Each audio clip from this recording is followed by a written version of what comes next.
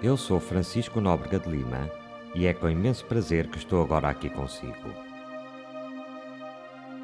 Duas das perguntas que mais vezes me são feitas são a primeira sobre os benefícios do relaxamento e a segunda, se a nossa mente consegue de facto alterar a forma como usualmente combatemos as doenças, ou seja, no fundo, se é possível à nossa mente ajudar-nos a combater as doenças ou a tornar-nos mais ou menos suscetíveis a ela.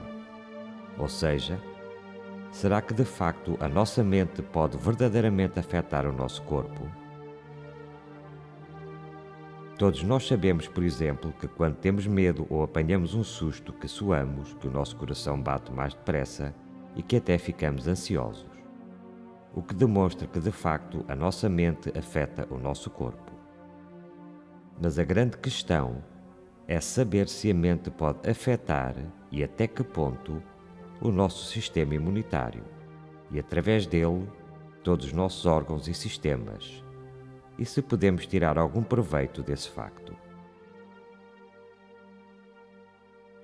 Principalmente nos últimos 25 anos, vários cientistas de todo o mundo começaram a estudar a forma como os nossos pensamentos podem afetar as nossas células. O que tem dado origem a novas descobertas que vieram pôr em causa o que se afirmava até então na teoria tradicional e que dizia que a nossa mente não tinha qualquer influência na defesa do nosso corpo. E estas descobertas deram origem a uma nova área de investigação médica, à qual foi dado o nome de psiconeuroimunologia, e que é a ciência que estuda o efeito da mente no sistema imunitário. O imunologista Dr. Ron Glaser e sua mulher, a psicóloga Dra. Ian Glaser, colocaram pela primeira vez a hipótese de que o stress poderia afetar as defesas do nosso organismo. E como sabemos, o stress é exclusivo do domínio da mente. O que supunha desde já que existia de facto uma ligação entre a nossa mente e o nosso corpo. E para o demonstrarem, fizeram uma experiência com vários alunos na época de exames, o que, conforme sabemos, ocasiona sempre muito stress. E chegaram à conclusão de que todos esses estudantes tinham os glóbulos brancos, que são as células fundamentais do nosso corpo contra a doença, muito menos ativos do que os tinham antes da época dos exames.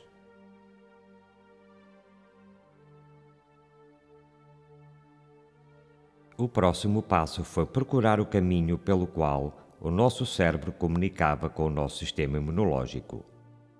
E a primeira pista a ser descoberta foi pela neurocientista Susie Felton, que descobriu então ao microscópio de eletrões a prova de que o cérebro comunica realmente com o sistema imunitário, pois verificou que pequenos terminais nervosos ligados ao cérebro contactavam com vários linfócitos, que são células do sistema imunitário, e sendo assim demonstrou que existia realmente um elo de ligação físico entre a mente e o sistema imunitário do corpo, pois havia uma troca de informação entre as células nervosas e as células sanguíneas. Ficou-se assim a saber desde então que o cérebro tinha uma ligação aos linfócitos do sistema imunitário através das vias nervosas. Mas a prova importante de que esta ligação poderia alterar o comportamento dos linfócitos, pois não havia nenhuma explicação nem bioquímica nem genética de como isso poderia ocorrer, só foi descoberto mais tarde no estado de Alabama pelo cientista investigador Ed Blalock. Este cientista, ao acrescentar a hormona cerebral, a ACTH, que é libertada no sangue para avisar o corpo de que existe uma situação de stress, a uma mistura de glóbulos brancos, o que aconteceu foi que estes cresceram e dividiram-se mais lentamente do que o costumavam fazer, e deixaram de produzir anticorpos, pelo que tinha sido descoberta uma segunda via através da qual o cérebro podia comunicar diretamente com o sistema imunológico. Pode-se ler também em qualquer dos vários livros editados pelo Dr. Carl Simonson os enormes êxitos que tem tido no combate a inúmeras doenças, inclusive no cancro, através de exercícios mentais de meditação dinâmica com visualização criativa. Quanto aos benefícios do relaxamento, e para citar só um de entre muitos, poderei dizer-lhe que no início dos anos 80, na Royal Infirmary de Aberdeen, o Dr. Leslie Walker chegou à conclusão de que os seus doentes com cancro que praticavam técnicas de relaxamento sofriam muito menos com os efeitos secundários do tratamento que faziam, assim como tinham uma vida mais longa do que os que não fizeram os exercícios de relaxamento. Seguidamente, o Dr. Leslie Walker juntou-se ao Professor Harriman e durante 3 anos fizeram experiências com pessoas que tinham cancro, a quem mandaram fazer exercícios de relaxamento, ou seja, de meditação dinâmica com visualização criativa. E chegaram a conclusões assombrosas.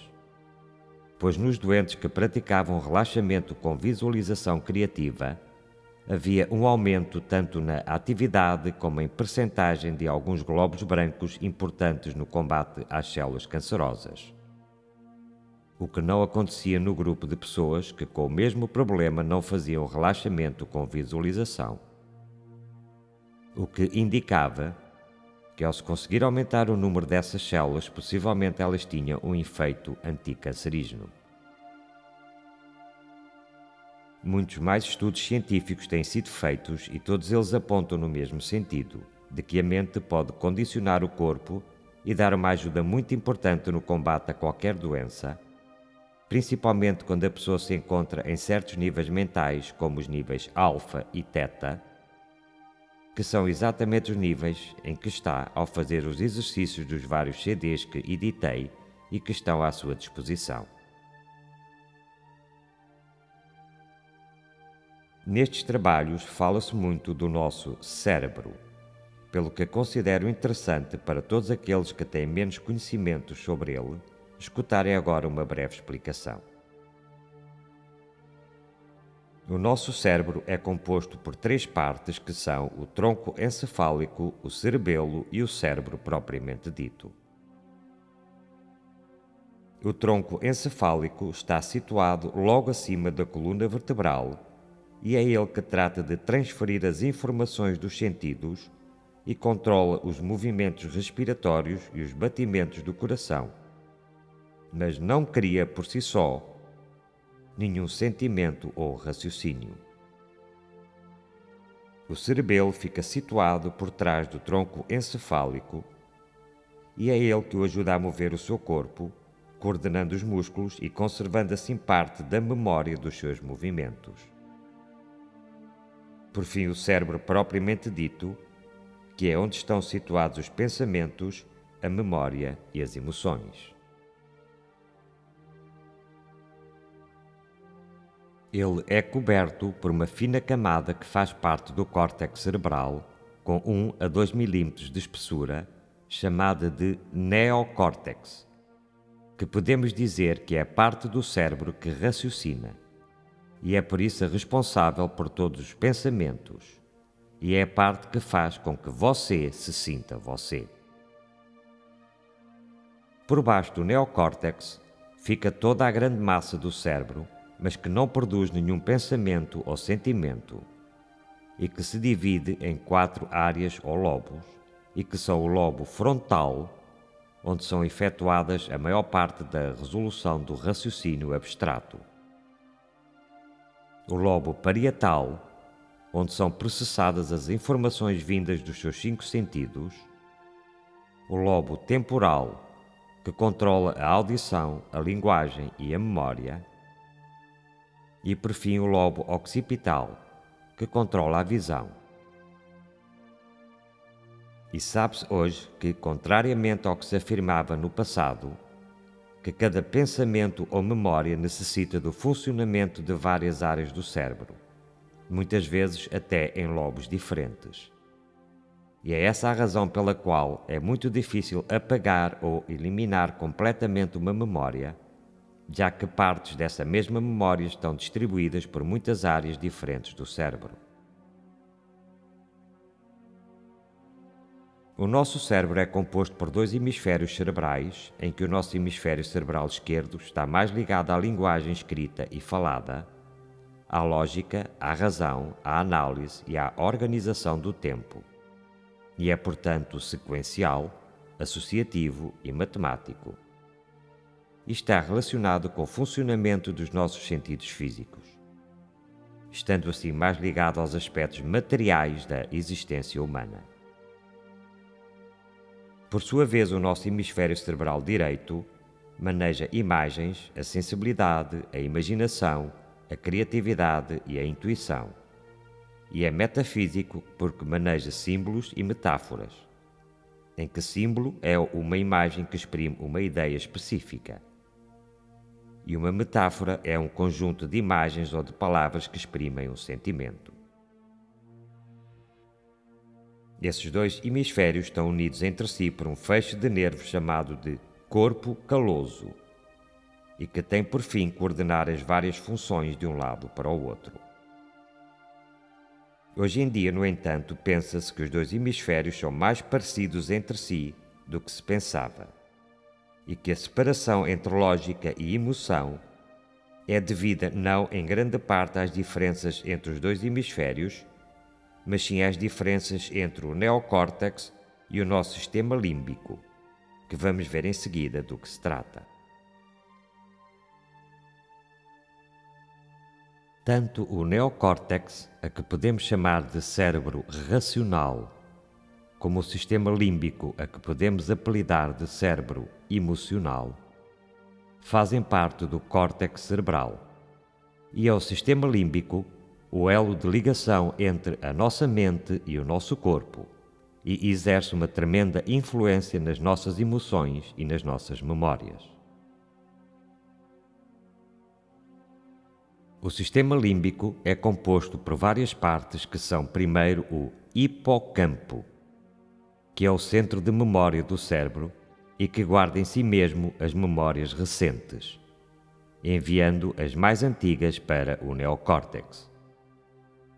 Segundo, a amígdala, que é o local onde se processam as memórias emocionais e que também tem como função ajudar o hipocampo a classificar e armazenar as memórias. E é esta parte que diz ao seu neocórtex e ao seu corpo como devem reagir emocionalmente a cada situação que se lhe apresenta. Terceiro, o hipotálamo, que está intimamente ligado à amígdala e que indica ao corpo como ele deve reagir às várias situações através de mensagens enviadas à glândula hipófise, que depois as transmite através de hormonas ao resto do corpo. Mas só depois do hipocampo, da amígdala e do neocórtex decidirem o tipo de situação apresentada nessa altura.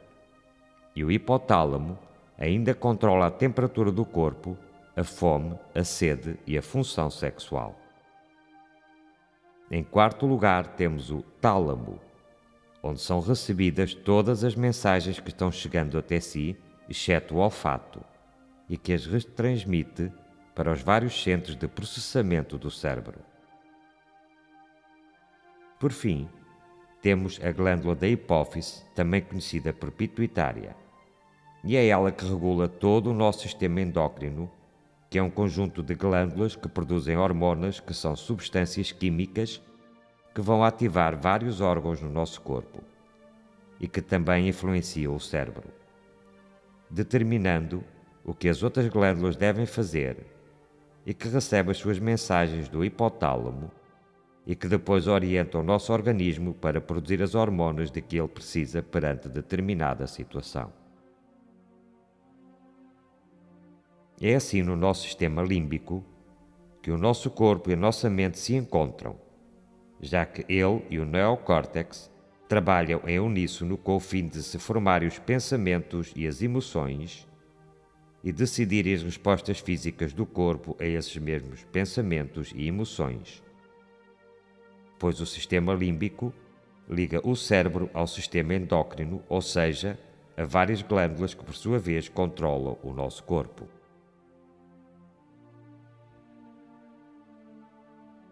As glândulas mais importantes na forma como pensamos e agimos são as suprarrenais, as gónadas, a pineal e a hipófise.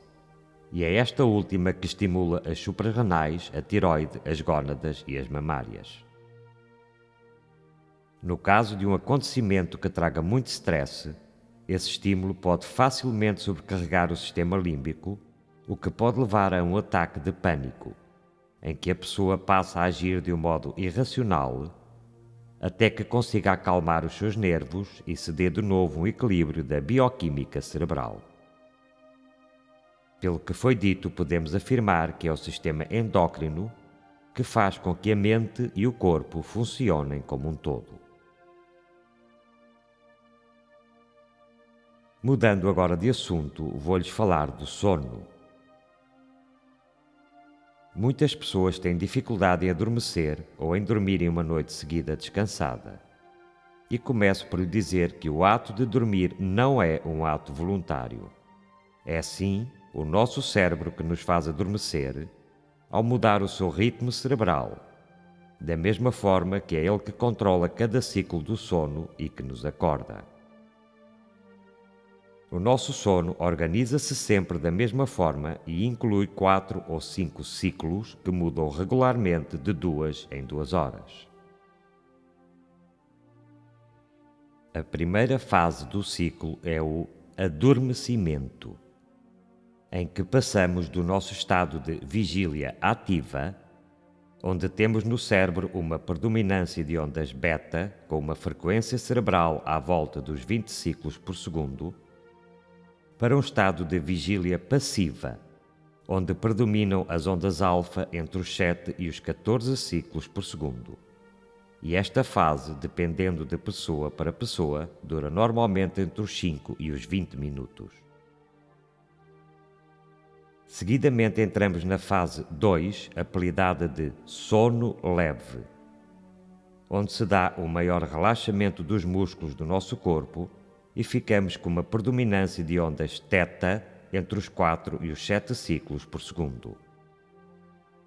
Esta parte do sono demora cerca de metade do tempo de cada ciclo e podemos facilmente ser despertados por qualquer ruído de média intensidade e ter-se a noção do que está acontecendo.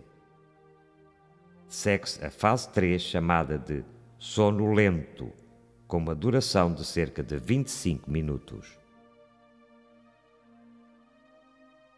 E, seguidamente, à medida que a frequência das ondas cerebrais vão baixando, entra-se na fase 4, apelidada de sono profundo e depois muito profundo, onde se tem uma predominância de ondas delta entre 1 e 4 ciclos por segundo e que começa cerca de 1 hora depois de se adormecer. É nesta fase que as nossas funções vitais estão mais baixas e é mais reparadora ao nível físico. E a sua duração tende a aumentar após um dia com muita atividade física, como a ginástica, pois pretende-se aí poder-se recuperar de toda a atividade física do dia anterior. Por fim, cerca de 90 minutos após termos adormecido, entramos na última fase, que é chamada de sono paradoxal. E tem este nome porque, apesar das ondas mentais serem muito semelhantes às de alguém em estado de vigília, é a parte do sono em que é mais difícil acordar a pessoa e tem uma maior duração após um dia de intensa atividade intelectual, pelo que se pensa que a sua função é de restaurar o próprio cérebro. Esta parte do sono é conhecida como a fase REM, R-E-M, que significa movimento rápido dos olhos. E os nossos sonhos acontecem principalmente nesta fase, se bem que também possam ocorrer em qualquer uma das outras fases. O primeiro sonho REM dura cerca de 3 minutos, após o que se volta às fases 4, 3 e 2, e inicia-se um novo ciclo, começando na fase 2, depois a 3, depois a 4 e por fim de novo o sono paradoxal, e o último sonho REM pode durar cerca de 1 hora. Ao fim de 4 a 5 ciclos completos, acordamos. As pessoas que tomam comprimidos para dormir quase que não sonham, pois praticamente não têm a fase do sono paradoxal, durante o qual o cérebro aproveita para sintetizar novos transmissores cerebrais, que são as substâncias que ajudam as células a transmitirem os impulsos nervosos. De uma maneira geral, admite-se que a nossa recuperação durante o sono está mais ligada à quantidade do sono profundo e paradoxal do que à quantidade total do sono. No corpo adormecido, ocorrem uma série de alterações fisiológicas, tais como as células da pele se renovam, a temperatura do corpo cai cerca de 1 grau centígrado, existem menos sucos gástricos no estômago, a respiração torna-se mais lenta, os batimentos do coração diminuem, nos rins a urina fica mais concentrada e o cérebro sintetiza mais hormônios.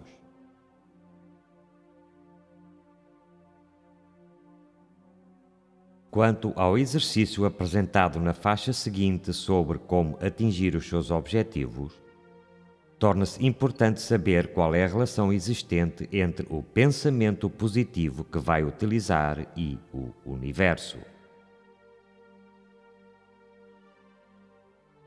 Segundo a física, no mundo subatômico, existe a alteração simultânea. E já Einstein falava da física quântica quando nos dizia que, se a duas partículas subatômicas gêmeas alterarmos artificialmente a polaridade a uma delas, simultaneamente a polaridade da outra também se altera. Este fenómeno é conhecido por fenómeno EPR. Nos anos 60, essa teoria foi comprovada teoricamente por um cientista chamado Bell. E nos anos 80, outro cientista chamado Aspect comprovou na prática essa teoria que já vinha do tempo de Einstein. Isso leva-nos a que, quando pensamos de uma forma positiva, o universo à nossa volta vai vibrar também de uma forma positiva. Pois a própria palavra realidade é composta por duas raízes latinas, res e revi, que significam coisa e pensar. Assim, a palavra realidade significa, a partir das suas raízes latinas, tudo aquilo em que podemos pensar, e não só aquilo em que podemos tocar, cheirar, pesar ou medir. O que destrói um antigo paradigma que nos dizia ver para crer, o qual é transformado em crer para ver. E por isso, ao acreditarmos no exercício que iremos fazer, vamos sem dúvida mais cedo ou mais tarde ver os resultados desejados. Lembre-se que o espaço que envolve o nosso globo terrestre apresenta um campo eletromagnético que pulsa a 10 ciclos por segundo. Ao relaxar-se e, por isso, ao incrementar ondas alfa no cérebro com uma frequência semelhante, estará em harmonia com esse campo eletromagnético. E assim, com a ajuda de toda essa energia que o rodeia, o que deseja e programa nesse nível acontece.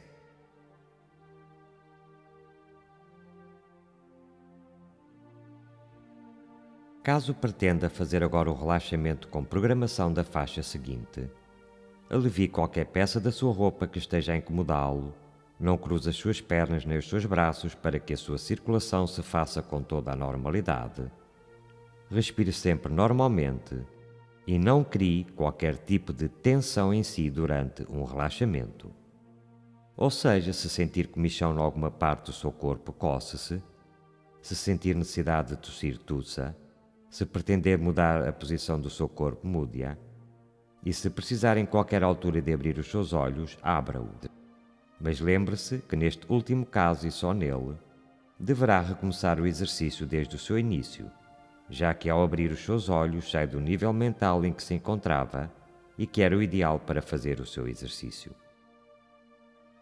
Quando lhe for possível, procure então um local calmo, tente não ser incomodado durante aproximadamente 30 minutos Se possível, desligue o seu telefone e dê começo ao seu relaxamento e programação, se for esse o seu desejo. Certifique-se sempre primeiro que está sem fome e sem sede, que não precisa de satisfazer nenhuma necessidade fisiológica e que está sem frio. E se for este o caso, tape-se com um cobertor ou lençol, pois ao relaxar-se, a temperatura do seu corpo vai baixar levemente. Desejo-lhe muita paz, saúde e amor.